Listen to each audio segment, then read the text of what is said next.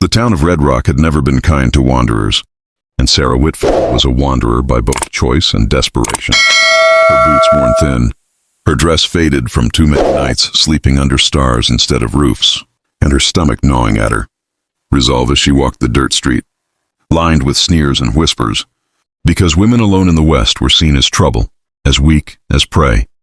And though she carried herself with a spine straight as the church steeple, the truth was she had nowhere left to turn, no kin, no coin, and no kindness waiting for her until she reached the ranch on the edge of town, a place known for its sprawling fields and stubborn owner, a cowboy named Caleb Lawson, who was spoken of in equal parts respect and rumor, a man too hard for love, too rich for pity, and too wild to bow his head to anyone.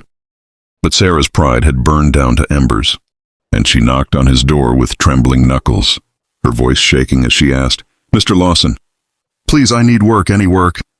I'll scrub floors, mend fences, anything you'll give me." And Caleb, tall in the doorway with eyes like storm clouds and a silence that pressed heavy, studied her for a long moment before saying words that made her breath catch. "I'll give you work, but only if you'll marry me by sunset." A demand so sudden and sharp it felt like the ground shifted beneath her boots. And though her heart screamed with confusion and fear, there was something in his gaze steady and unyielding that told her he wasn't jesting, but laying down a challenge that would change both their lives before the day was done. The hours between that moment and the setting sun became a battlefield. Inside Sarah's soul, for she had asked for a job, not a vow, and though every nerve in her body wanted to refuse, to flee, to accuse him of cruelty for tying her survival to such a condition, the truth clawed at her ribs. She had nowhere else to go. And more than that, there was something in the way Caleb stood, as if behind his rough demand there lay a purpose she could not yet see. And as she sat on the porch with the weight of his words pressing against her, he busied himself with saddles and ropes, giving her no explanation, only the silence of a man who would not beg or bend. And by noon the town was alive with gossip, for word traveled faster than wind when it carried scandal, and women whispered that Caleb Lawson had finally lost his mind, while men laughed that the drifter girl would take his land through trickery. But Sarah, though wounded by their stares, found herself watching Caleb with eyes she didn't expect, seeing not just the sharp edge of his jaw or the strength in his hands, but the loneliness etched into his every movement, the kind of loneliness that mirrored her own. And when she finally asked him, "Why me? Why this?"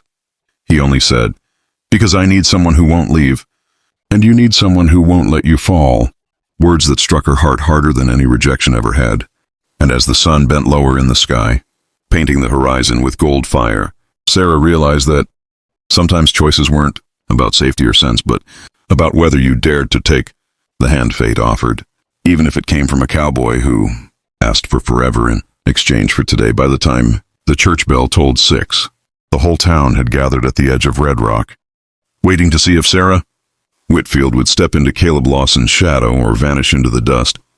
And Sarah, her heart pounding like hooves in her chest, walked the dirt road with her, head high, though every whisper tore at her. She's desperate, she's foolish, she's nothing but a stray dog chasing a bone.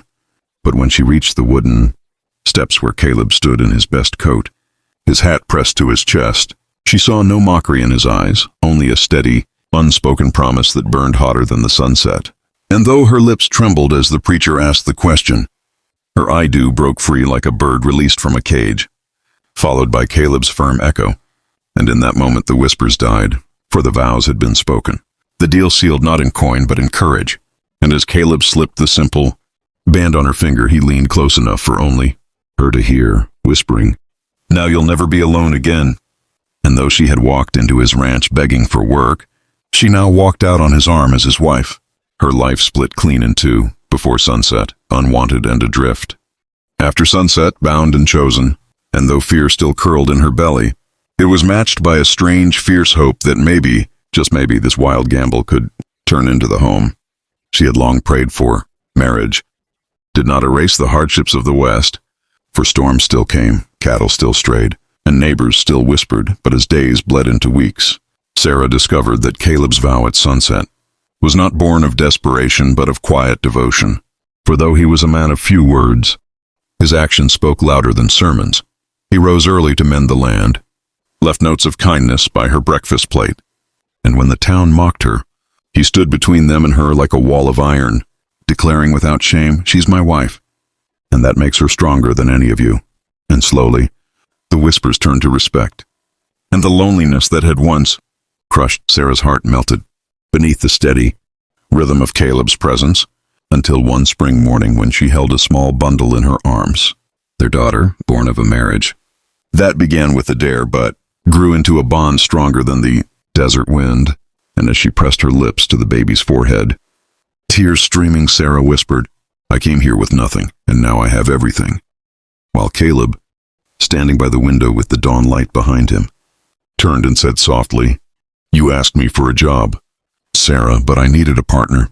And by sunset you became more than I ever deserved." And in that moment she understood the truth that sometimes love doesn't arrive in gentle courtships or pretty words, but in a cowboy's wild demand and a woman's braver answer. A story written not in safety, but in the risk of saying yes before the day is gone. If this story touched your heart, if you felt Sarah's fear, Caleb's strength, and the fire of a love born beneath the western sun, then don't ride away just yet. Hit that subscribe button, join our family of Wild West tales, and let's keep the campfire burning together.